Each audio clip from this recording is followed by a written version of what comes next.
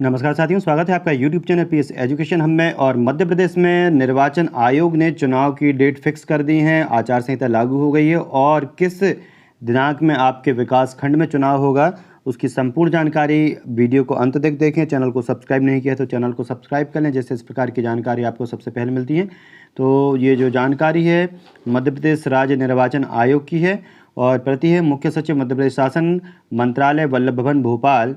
विषय है त्रिस्तरीय पंचायतों के आम निर्वाचन वर्ष 2021 हेतु आदर्श आचरण संहिता के प्रभावशील होने के संबंध में राज्य निर्वाचन आयोग द्वारा दिनांक 4 दिसंबर 2021 को त्रिस्तरीय पंचायतों के आम निर्वाचन वर्ष 2021 की तिथियों की घोषणा कर दी गई है। निर्वाचन कार्यक्रम की प्रति संलग्न है। आदर्श आचरण संहिता संलग्न परिशिष्ट 2 में अंकित त्रिस्तरीय पंचायतों में तत्काल प्रभाव से लागू हो गई है। जो दिनांक 23 फरवरी यानी कि 23 फरवरी तक आचार संहिता लागू रहेगी।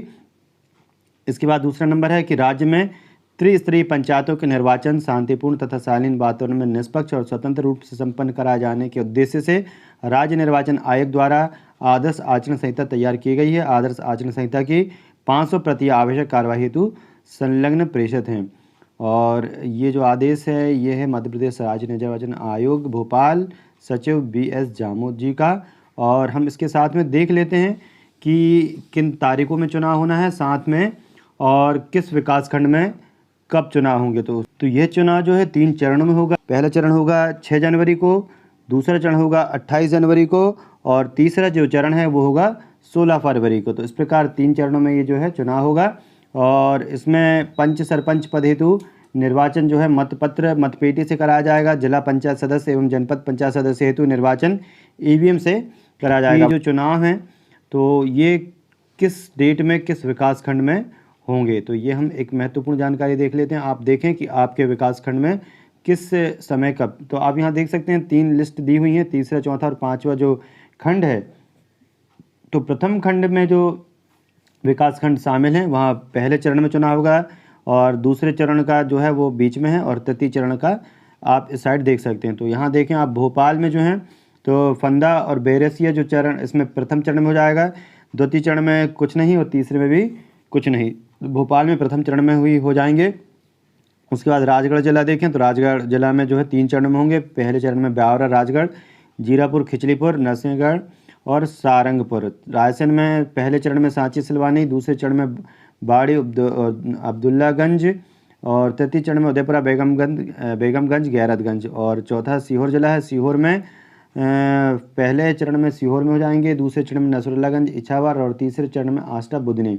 इसके बाद विदिशा में देखें बासोदा विदिशा में पहले चरण में, कोरबई ग्यारसपुर में सेकंड चरण में, सिरोंज नेटेरन लटेरी में तीसरे चरण में। इसके बाद इंदौर संभाग पे जाएं तो सावेर इंदौर देवालपुर और महू में प्रथम चरण में ही इंदौर में पूरे चुनाव हो जाएंगे। इसके बाद खरगोन में पहले चरण में महेश्वर में, दूसरे चरण में पहले चरण में जो है बड़वाह और महेश्वर, दूसरे चरण में कसरावत झरन्या खरगोन, तीसरे चरण में भीकनगांव भगवानपुरा गोगावा सेगांव और पंधाना। इसके बाद खंडवा में है पहले चरण में पुनासा हरसूद बलडली किल्लोद, दूसरे चरण में है खालवा खंडवा और तीसरे चरण में है छेगांव माखन।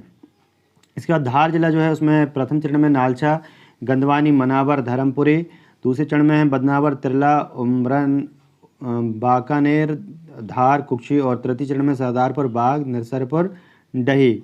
इसके बाद आप देखें अगला जो है झाबुआ में आप देख सकते हैं ये पहला तीसरी जो लाइन में है ये पैटलाबाद। इसके बाद द्वितीय चरण में थांदला मेघनगर, तृतीय चरण में झाबुआ रानापुर और रामा। ऐसे बुरहानपुर में जो है सेकंड थर्ड चरण में चुनाव होंगे। अलीराजपुर में तृतीय में सारे चुनाव होंगे। बड़वानी में पहले दूसरे में जो हैं आप देख रहे हैं इन जगहों पे हो गए और तीसरे चरण में केवल 2 विकासखंड हैं। इसके बाद ग्वालियर में प्रथम चरण में ही हो जाएंगे। गुना में 3 चरण में होंगे। शिवपुरी में भी 3 चरणों में होंगे। अशोकनगर में 3 चरणों में होंगे। दतिया में द्वितीय चरण में होंगे।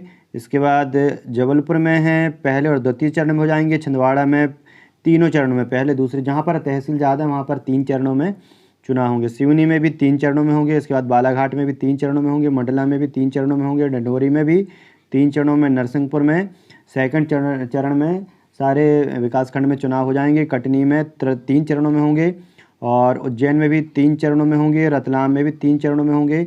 शाजापुर में भी 3 चरण है, आगरमालवा में भी 3 चरण है, मंदसौर में भी 3 चरण है, देवास में द्वितीय और तृतीय चरण में होंगे, सागर में 3 चरणों में होंगे, छतरपुर में 3 चरणों में होंगे, दमोह में भी 3 चरणों में होंगे, इसके बाद टीकमगढ़ में भी 3 चरणों में होंगे, निवाड़ी में तृतीय चरण में होंगे, पन्ना में सेकंड चरण में होंगे, रीवा में 3 चरणों में होंगे, सिंगरौली में भी सेकंड और थर्ड चरण में होंगे, सीधी में 3 चरणों में होंगे, सतना में भी 3 चरणों में होंगे, होशंगाबाद में भी 3 चरणों में होंगे, बैतूल में भी 3 चरणों में होंगे, हरदा में तृतीय चरण में हो जाएंगे, शहडोल में भी 3 चरणों में, उमरिया में सेकंड थर्ड चरण में, अनूपपुर में सेकंड थर्ड चरण में, उसके बाद भिंड में 3 चरणों में होंगे, श्योरपुर में सेकंड और थर्ड चरण में होंगे, और मुरैना में होंगे 3 चरणों में। इस प्रकार आपने देखा कि समस्त जो ज़िले हैं उसके विकासखंडों को बांट दिया गया है, और कुछ ज़िलों में जो है कुछ विकासखंडों में 3 चरणों में होंगे और कुछ ज़िलों के विकासखंड में 1 या 2 चरणों में हो जाएंगे। तो इस प्रकार एक महत्वपूर्ण जानकारी आप अपने